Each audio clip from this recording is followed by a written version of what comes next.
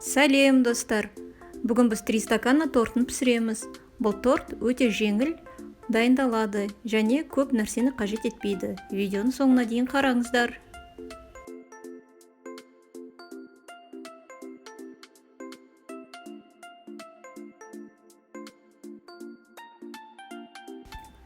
Үлкенде ыдысқа айранды құямыз. Оған ас содасын лимон шырынымен гасит етіп, қосып жақсылап араластырамыз.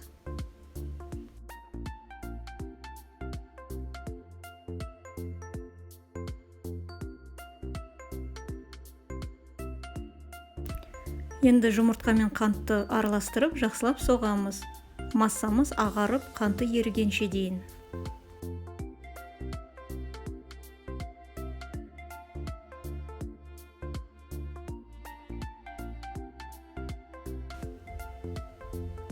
Ағарған массамызды айранға қосып жақсылап араластырамыз.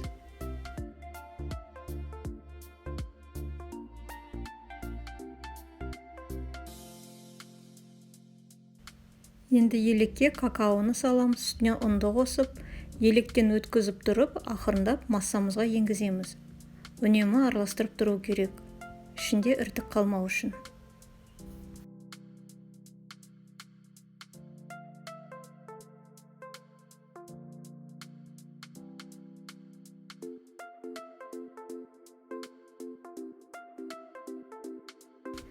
Дайын болған массамызды 20 см диаметрлі майланған қалыпқа құямыз.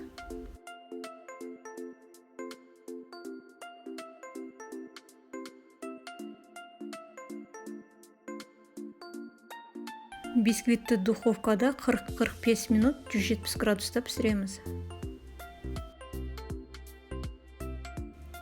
Піскен бисквитті қалыптан шығарып, суытамыз.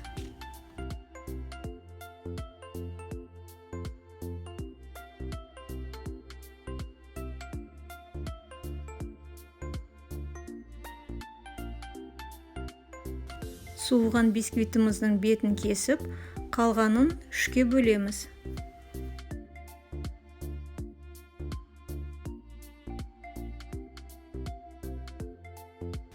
Қаймақ пен сахарны пудраны араластырып, крем әзірлейміз.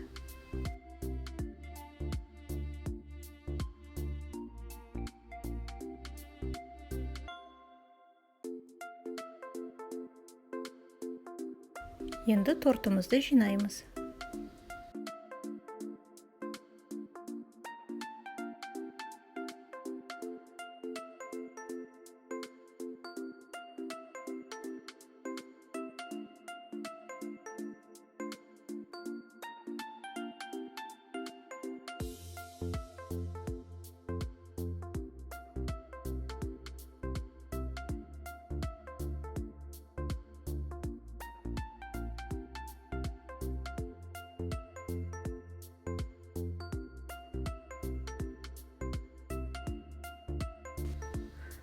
Торттың бүйіріне жаңа бисквиттің бетінен кесіп алған бөліктен жасалған ұнтақты жапсырамыз.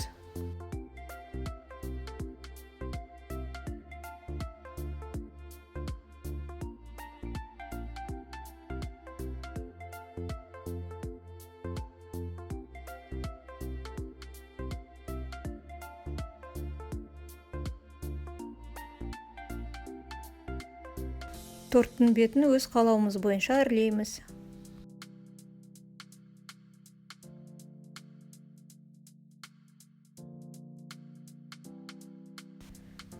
Мінеки достар, бізде 3 стакан атты торт дайын болды. Бұл торт өте дәмді және өте жұмсақ болып шығады. Міндетті түрде пісіріп көріңіздер. Қазір торттың ортасын кесіп көрсетемін. Видеоны соңына дейін қарағандарыңызға көп рахмет. Сіздермен бірге болған Эрика. Каналыма тіркелуді ұмытпаңыздар. Сонымен қатар қоңыраушаны басыңыздар. Келесі рецепті жіберіп алмауыңыз үшін. Күндеріңіз сәтті өтсін.